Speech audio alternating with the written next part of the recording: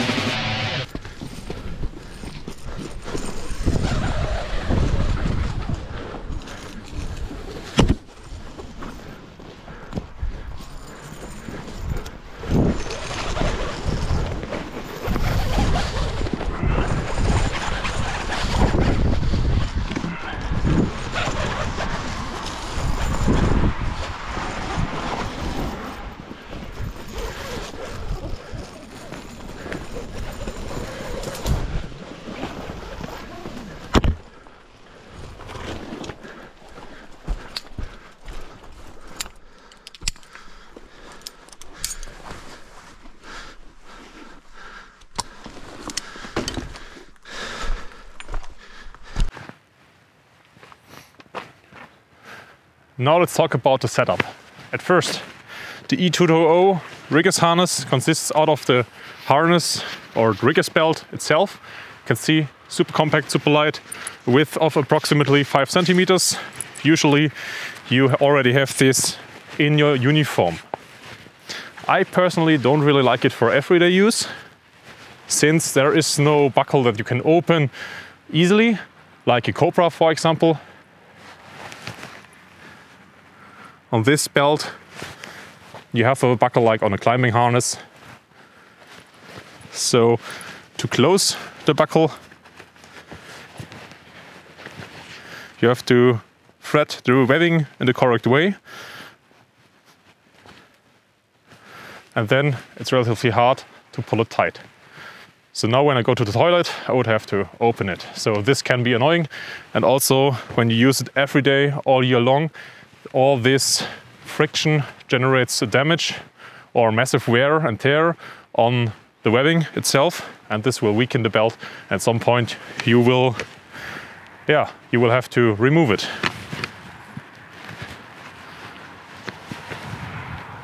On the sides there are places to stow away the extra webbing. Now, since it's a harness you need leg loops. And here are the leg loops. Now the idea is riggers belt on the uniform and the leg loops in the pocket somewhere. And this is the leg loops. Leg loops are just like a big sling with some wider areas to add some comfort. I personally added some shock cord to have elastics on the back to hold up the leg loops. Yes, now to slide in, just step in this big loop with both legs.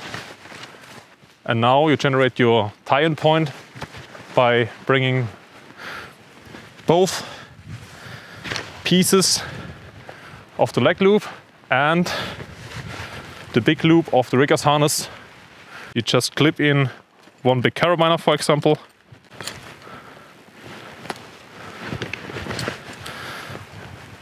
And now I can already use this big HMS carabiner to rappel with a Untitled, for example.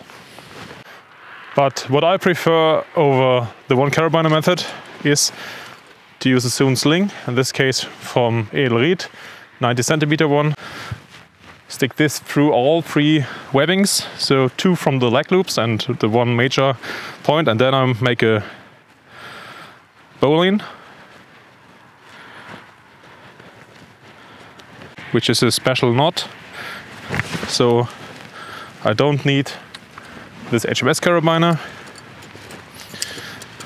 Now I have a personal tether, and here I can use this loop as a belay loop to belay someone for example, or to attach my device for rappelling.